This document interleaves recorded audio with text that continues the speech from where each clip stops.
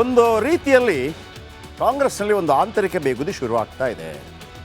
ಕಾರಣ ನಿಮಗೆ ಗೊತ್ತಿದೆ, 136 ಸೀಟ್ಗಳ ಜೊತೆಗೆ ಭಾಳ ದೊಡ್ಡ ಮಟ್ಟದಲ್ಲಿ ಅಧಿಕಾರಕ್ಕೆ ಬಂತು ಕಾಂಗ್ರೆಸ್. ಸಿದ್ದರಾಮಯ್ಯನವರು ಮುಖ್ಯಮಂತ್ರಿ ಆದರು. ಆ ಸಂದರ್ಭದಲ್ಲಿ ಡಿ ಕೆ ಶಿವಕುಮಾರ್ ತಾನು ಕೂಡ ಮುಖ್ಯಮಂತ್ರಿ ಆಗಬೇಕು ಅಂತೇಳಿ ಅಹವಾಲನ್ನು ಮಂಡಿಸಿದರು. ಆಗ ರಾಜಕೀಯ ವಲಯದಲ್ಲಿ ಬಂದಂಥ ಮಾಹಿತಿ ಪ್ರಕಾರ 50-50, 30 ತಿಂಗಳು ನೀವು ಮಾಡಿ, 30 ತಿಂಗಳು ಅವ್ರು ಮಾಡಿ ಅಂತ. ಒಂದು ವೇಳೆ 30 ತಿಂಗಳು ಅಂತ ಏನಾದರೂ ಆಗಿದ್ದರೆ ಈ ವರ್ಷದ ನವಂಬರ್ನಲ್ಲಿ ಆ 30 ತಿಂಗಳು ಮುಗಿಯುತ್ತೆ.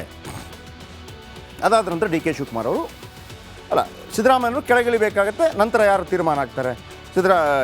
ಡಿ ಕೆ ಶಿವಕುಮಾರ್ ಅಂದರೆ ಅವರು ಮುಖ್ಯಮಂತ್ರಿ ಆಗಬೇಕು. ಸಿದ್ದರಾಮಯ್ಯ ಪಾಳಯದಲ್ಲಿರುವಂಥ ಒಂದು ಆತಂಕ, ಸಿದ್ದರಾಮಯ್ಯನವರು ಕೆಳಗಿಳಿದ ನಂತರ ನಮ್ಮ ಪಾಡೇನು, ನಮಗೇನು ಸ್ಥಾನಮಾನ? ಸೊ ಹಾಗಾಗಿ ನಾವು ನಮ್ಮ ಕಸರತ್ತನ್ನು ಮಾಡಬೇಕು. ಪಕ್ಷದ ಮೇಲೆ ಹೇಗೆ ಸಿದ್ದರಾಮಯ್ಯನವರಿಗೆ ಹಿಡಿತಾ ಇದೆಯೋ ನಂತರ ನಮಗೂ ಹಿಡಿತಾ ಇರಬೇಕು.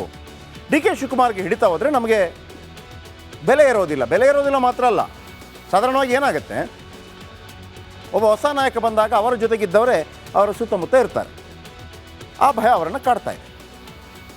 ಬೆಳಗಾವಿ ಕಾಂಗ್ರೆಸ್ ಕಚೇರಿ ವಿಚಾರಕ್ಕೆ ಭಾರಿ ಫೈಟ್ ಆಯಿತು. ಅಲ್ಲಿ ಸುರ್ಜೇವಾಲಾ ಎಲ್ಲ ಇದ್ರಲ್ವಾ, ಅಲ್ಲಿ ಡಿ ಕೆ ಶಿವಕುಮಾರ್ ಹೇಳಿದ್ರಂತೆ, ನೋಡಿ ಅಲ್ಲಿ ಬೆಳಗಾವಿಯಲ್ಲಿ ಕಾಂಗ್ರೆಸ್ ಕಚೇರಿಯನ್ನು ಲಕ್ಷ್ಮೀ ಹೆಬ್ಬಾಳ್ಕರ್ ಕಟ್ಟಿಸಿದ್ದಾರೆ, ನೋಡಿ ಅವರೇ ಕಟ್ಟಿಸಿದ್ದು ಅಂತ ಹೇಳಿದ್ರು. ಲಕ್ಷ್ಮೀ ಹೆಬ್ಬಾಳ್ಕರ್ ಪರ ಡಿ ಕೆ ನಿಂತಿದ್ದಕ್ಕೆ ಸತೀಶ್ ಜಾರಕಿಹೊಳಿ ಕೆಂಡವಾದರು. ಯಾಕಂದರೆ ಯಾವಾಗ ಲಕ್ಷ್ಮೀ ಜಾರಕಿಹೊಳಿ ಅವರು ರಾಜಕೀಯಕ್ಕೆ ಎಂಟ್ರಿ ಕೊಟ್ಟರು, ಅಥವಾ MLA ಎಲೆಕ್ಷನ್ಗೋ ಅಥವಾ MP ಎಲೆಕ್ಷನ್ಗೋ, ನನ್ನ ಪ್ರಕಾರ 2014ರಲ್ಲಿ ಫಸ್ಟ್ ಟೈಮ್ ಅವರು MP ಎಲೆಕ್ಷನ್ಗೆ ನಿಂತಿದ್ದು. ಅದಕ್ಕಿಂತ ಮೊದಲೇ ಇವರು ರಾಜಕಾರಣ ಮಾಡಿದಂಥವ್ರು. ಯಾರು? ಸತೀಶ್ ಜಾರಕಿಹೊಳಿ ಇರ್ಬೋದು ಅಥವಾ ರಮೇಶ್ ಜಾರಕಿಹೊಳಿ ಇರ್ಬೋದು. ಸೊ ಇದರಿಂದ ಕೆರಳ್ತಾರೆ ಜಾರಕಿಹೊಳಿ. ಅಲ್ರೇ, ಲಕ್ಷ್ಮೀ ಹೆಬ್ಬಾಳ್ಕರ್ ಕಟ್ಟಿಸಿದಂತಿರಲ್ಲ, ಅಲ್ಲಿಗೆ ಜಾಗ ಕೊಟ್ಟಿದ್ದು ನಾವು ಅಂತ ಹೇಳಿದರು. ಇದು ಜೋರಾಗಿ ಬೆಳಗಾವಿ ಕಚೇರಿಗೆ ಜಾಗ ಕೊಡಿಸಿದ್ದು ರಮೇಶ್. ಅರೇ, ನಿಮಗೀಗ ಅನಿಸ್ಬೋದು ರಮೇಶ್ ಜಾರಕಿಹೊಳಿ BJP ಅಲ್ವಾ, ಸತೀಶ್ ಜಾರಕಿಹೊಳಿ ರಮೇಶ್ ಜಾರಕಿಹೊಳಿ ಹೆಸರನ್ನು ಯಾಕೆ ಹೇಳಿದರು? ಯಾಕಂದರೆ 2018-19ಕ್ಕಿಂತ ಮೊದಲು ಇದೇ ರಮೇಶ್ ಜಾರಕಿಹೊಳಿ ಕಾಂಗ್ರೆಸ್ಸಲ್ಲಿದ್ದರು, ಬೇರೆ ಹಲವಾರು ಬಾರಿ ಮಂತ್ರಿ ಆಗಿದ್ದರು. ಆ ಸಂದರ್ಭದಲ್ಲಿ ಅವರು ಜಾಗ ಕೊಡಿಸಿದ್ದು. ಬೆಳಗಾವಿಯಲ್ಲಿ 5 ಕೋಟಿಯ ಬೆಲೆಯ ಜಾಗ ಇತ್ತು. ಆ ಜಾಗವನ್ನು ಕೇವಲ 15 ಲಕ್ಷಕ್ಕೆ ಕೊಡಿಸಿದ್ದಾರೆ ರಮೇಶ್ ಜಾರಕಿಹೊಳಿ ಅಂತ ಹೇಳ್ತಾರೆ. ಹಾಗಿದ್ರೆ ನಮ್ಮ ಕಾಂಟ್ರಿಬ್ಯೂಷನ್ ಇಲ್ವಾ? ನೀವು ಕೇವಲ ಲಕ್ಷ್ಮೀ ಹೆಬ್ಬಾಳ್ಕರ್ ಬಗ್ಗೆ ಮಾತ್ರ ಯಾಕೆ ಕೇಳ್ತಾ ಇದ್ದೀರಿ? ನಮ್ಮದು ಕಾಂಟ್ರಿಬ್ಯೂಷನ್ ಇದೆ ಅಂತೇಳಿ ಏರು ದನಿಯಲ್ಲಿ ಮಾತಾಡಿದ್ರಂತೆ. ಶಾಸಕರೆಲ್ಲ ಗಪ್ಚುಪ್. ಸಿದ್ದರಾಮಯ್ಯನವರೇ ಅದು ಎಲ್ಲ ಇರಿ ಸರ್ ಅಂದ್ರಂತೆ. ಇರಿ ಸರ್ ಹೇಳ್ತೀನಿ. ಸಿದ್ದರಾಮಯ್ಯನವ್ರಿಗೆ ಇವರು ಹೇಳಿದಾಗ ಒಮ್ಮೆ ಎಲ್ಲ ಆತಂಕ ಶುರುವಾಯಿತು. ಗಲಾಟೆ ಜೋರಾಗುತ್ತೆ. ಸಿದ್ದರಾಮಯ್ಯ ಮಧ್ಯ ಪ್ರವೇಶ ಮಾಡ್ತಾರೆ. ಸಿದ್ದರಾಮಯ್ಯ ಹೇಳಿದ್ದಕ್ಕೆ ಸುಮ್ಮನಾದ ಬಳಿಕ ಕೆರಳ್ತಾರೆ ಸಾವುಕಾರು. ಒಮ್ಮೆ ಸುಮ್ಮನಾಗ್ತಾರೆ. ಮತ್ತೆ DKಶಿ ವಿರುದ್ಧ ಸುರ್ಜೇವಾಲಾಗೆ ಸತೀಶ್ ಕಂಪ್ಲೇಂಟ್ ಕೊಟ್ಟಿದ್ದಾರೆ. ನೋಡಿ, ಮೂಗು ತೋರಿಸ್ತಾ ಇದ್ದಾರೆ. ಅನಗತ್ಯ ಮೂಗು ತೋರಿಸ್ತಾ ಇದ್ದಾರೆ. ಏನು ಮೂಗು ತೋರಿಸ್ತಾ ಇದ್ದೀರಿ? ಬೆಳಗಾವಿ ರಾಜಕಾರಣದಲ್ಲಿ DKಶಿ ಮೂಗು ತೋರಿಸ್ತಾ ಇದ್ದಾರೆ. ಲಕ್ಷ್ಮೀ ಹೆಬ್ಬಾಳ್ಕರ್ ಬಗ್ಗೆ ಅತಿ ಹೆಚ್ಚು ಆಸಕ್ತಿ ವಹಿಸ್ತಾ ಇದ್ದಾರೆ. ನಾನು ಬೆಳಗಾವಿ ಉಸ್ತುವಾರಿ ಸಚಿವ, ಆದರೆ ನನಗೆ ತಿಳಿಸಿದೆ ಲಕ್ಷ್ಮಿಗಾಗಿ ಅಧಿಕಾರಿಗಳ ಮೇಲೆ ಪ್ರಭಾವ ಬೀರ್ತಾ ಇದ್ದಾರೆ. ಆ ಕೆಲಸ ಮಾಡಿರಿ, ಲಕ್ಷ್ಮೀ ಹೆಬ್ಬಾಳ್ಕರ್ ಹೇಳಿದ ಕೆಲಸ ಮಾಡಿರಿ ಅಂತೇಳಿ ಪ್ರಭಾವ ಬೀರ್ತಾ ಇದ್ದಾರೆ ಉಪಮುಖ್ಯಮಂತ್ರಿಯಾಗಿ. ಅದಕ್ಕೆ ಪೂರಕವಾಗಿ CT ರವಿ ಕೇಸ್ನಲ್ಲಿ ಪೊಲೀಸರನ್ನು ದುರುಪಯೋಗಪಡಿಸ್ಕೊಂಡ್ರು. CT ರವಿ ಅವ್ರನ್ನ ಯಾಕೆ ಅಷ್ಟೆಲ್ಲ ಅಡ್ಡಾಡಿಸಿದ್ರಿ? 4 ಜಿಲ್ಲೆಗೆ. ಏನ್ರಿ 4 ಜಿಲ್ಲೆಗೆ ಅಡ್ಡಾಡಿಸಿ 450-500 ಕಿಲೋಮೀಟರ್ ಓಡಾಡಿಸಿದ್ರಿ? ಇದೆಲ್ಲ ಮಾಡಿಸಿದ್ದು DK ಶಿವಕುಮಾರ್ ಲಕ್ಷ್ಮೀ ಹೆಬ್ಬಾಳ್ಕರ್ಗಾಗಿ ಅನ್ನುವಂಥ ಧಾಟಿಯಲ್ಲಿ ಸತೀಶ್ ಜಾರಕಿಹೊಳಿ ಮಾತಾಡಿದ್ದಾರೆ. ಇದು ನನಗೆ ಗೊತ್ತೇ ಇಲ್ಲ. ಯಾರು ಅದರ ಉಸ್ತುವಾರಿ ಬೆಳಗಾವಿ ಜಿಲ್ಲೆ? ನನಗೆ ಗೊತ್ತೇ ಇಲ್ಲ. ಆಮೇಲೆ ನನಗೆ ಬಿಡಿ ಸ್ವಾಮಿ, ಪೊಲೀಸ್ ಇಲಾಖೆಯ ಮುಖ್ಯಸ್ಥ ಯಾರು? ಗೃಹ ಸಚಿವರು, ಹೋಮ್ ಮಿನಿಸ್ಟರ್. ಗೃಹ ಸಚಿವರಿಗೂ ತಿಳಿಸದೆ ತಮ್ಮಿಷ್ಟದಂತೆ ನಡ್ಕೊಂಡಿದ್ದಾರೆ. DKಶಿ ನಡೆಯಿಂದ BJPಗೆ ಮೈಲೇಜ್ ಸಿಕ್ತು. ಅದನ್ನು ಅವರು ಭಾಳ ದೊಡ್ಡ ಸ್ಟೋರಿ ಮಾಡಿದರು. ಅವರು ಮುಂಡಾಸ್ ಕಟ್ಕೊಂಡು ಇದ್ದ ಬದ್ದ ಕಡೆ ಎಲ್ಲ ತುಂಬ ಹೈಲೈಟ್ ಆದರು. CT ರವಿ, BJP, ಹೀಗೆ ಸಾಲು ದೂರು ಕೊಟ್ಟರಂತೆ ಸತೀಶ್ ಜಾರಕಿಹೊಳಿ. ಒಂದು ರೀತಿಯಲ್ಲಿ ಕಾಂಗ್ರೆಸ್ನಲ್ಲಿ ಒಂದು ಆಂತರಿಕ ಬೇಗುದಿ ಶುರುವಾಗ್ತಾ ಇದೆ. ಕಾರಣ ನಿಮಗೆ ಗೊತ್ತಿದೆ, 136 ಸೀಟ್ಗಳ ಜೊತೆಗೆ ಭಾಳ ದೊಡ್ಡ ಮಟ್ಟದಲ್ಲಿ ಅಧಿಕಾರಕ್ಕೆ ಬಂತು ಕಾಂಗ್ರೆಸ್. ಸಿದ್ದರಾಮಯ್ಯನವರು ಮುಖ್ಯಮಂತ್ರಿ ಆದರು. ಆ ಸಂದರ್ಭದಲ್ಲಿ ಡಿ ಕೆ ಶಿವಕುಮಾರ್ ತಾನು ಕೂಡ ಮುಖ್ಯಮಂತ್ರಿ ಆಗಬೇಕು ಅಂತೇಳಿ ಅಹವಾಲನ್ನು ಮಂಡಿಸಿದರು.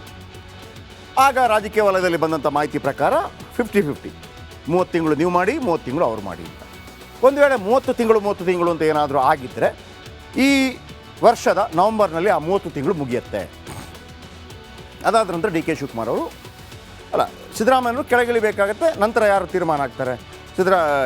ಡಿ ಕೆ ಶಿವಕುಮಾರ್ ಅಂದರೆ ಅವರು ಮುಖ್ಯಮಂತ್ರಿ ಆಗಬೇಕು. ಸಿದ್ದರಾಮಯ್ಯ ಪಾಳಯದಲ್ಲಿರುವಂಥ ಒಂದು ಆತಂಕ, ಸಿದ್ದರಾಮಯ್ಯನವರು ಕೆಳಗಿಳಿದ ನಂತರ ನಮ್ಮ ಪಾಡೇನು, ನಮಗೇನು ಸ್ಥಾನಮಾನ? ಸೊ ಹಾಗಾಗಿ ನಾವು ನಮ್ಮ ಕಸರತ್ತನ್ನು ಮಾಡಬೇಕು. ಪಕ್ಷದ ಮೇಲೆ ಹೇಗೆ ಸಿದ್ದರಾಮಯ್ಯನವರಿಗೆ ಹಿಡಿತಾ ಇದೆಯೋ ನಂತರ ನಮಗೂ ಹಿಡಿತಾ ಇರಬೇಕು.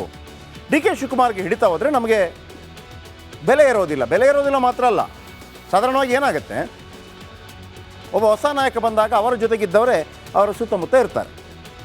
ಆ ಭಯ ಅವರನ್ನು ಕಾಡ್ತಾ ಇದೆ. ಬೆಳಗಾವಿ ಕಾಂಗ್ರೆಸ್ ಕಚೇರಿ ವಿಚಾರಕ್ಕೆ ಭಾರಿ ಫೈಟ್ ಆಯಿತು. ಅಲ್ಲಿ ಸುರ್ಜೇವಾಲಾ ಎಲ್ಲ ಇದ್ರಲ್ವಾ, ಅಲ್ಲಿ ಡಿ ಕೆ ಶಿವಕುಮಾರ್ ಹೇಳಿದ್ರಂತೆ, ನೋಡಿ ಅಲ್ಲಿ ಬೆಳಗಾವಿಯಲ್ಲಿ ಕಾಂಗ್ರೆಸ್ ಕಚೇರಿಯನ್ನು ಲಕ್ಷ್ಮೀ ಹೆಬ್ಬಾಳ್ಕರ್ ಕಟ್ಟಿಸಿದ್ದಾರೆ, ನೋಡಿ ಅವರೇ ಕಟ್ಟಿಸಿದ್ದು ಅಂತ ಹೇಳಿದ್ರು. ಲಕ್ಷ್ಮೀ ಹೆಬ್ಬಾಳ್ಕರ್ ಪರ ಡಿ ಕೆ ನಿಂತಿದ್ದಕ್ಕೆ ಸತೀಶ್ ಜಾರಕಿಹೊಳಿ ಕೆಂಡವಾದರು.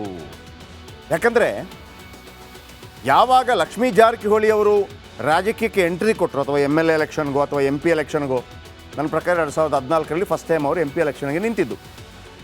ಅದಕ್ಕಿಂತ ಮೊದಲೇ ಇವರು ರಾಜಕಾರಣ ಮಾಡಿದಂಥವ್ರು. ಯಾರು? ಸತೀಶ್ ಜಾರಕಿಹೊಳಿ ಇರ್ಬೋದು ಅಥವಾ ರಮೇಶ್ ಜಾರಕಿಹೊಳಿ ಇರ್ಬೋದು. ಸೊ ಇದರಿಂದ ಕೆರಳ್ತಾರೆ ಜಾರಕಿಹೊಳಿ. ಅಲ್ರೇ, ಲಕ್ಷ್ಮೀ ಹೆಬ್ಬಾಳ್ಕರ್ ಕಟ್ಟಿಸಿದಂತಿರಲ್ಲ, ಅಲ್ಲಿಗೆ ಜಾಗ ಕೊಟ್ಟಿದ್ದು ನಾವು ಅಂತ ಹೇಳಿದರು. ಇದು ಜೋರಾಗಿ ಬೆಳಗಾವಿ ಕಚೇರಿಗೆ ಜಾಗ ಕೊಡಿಸಿದ್ದು ರಮೇಶ್.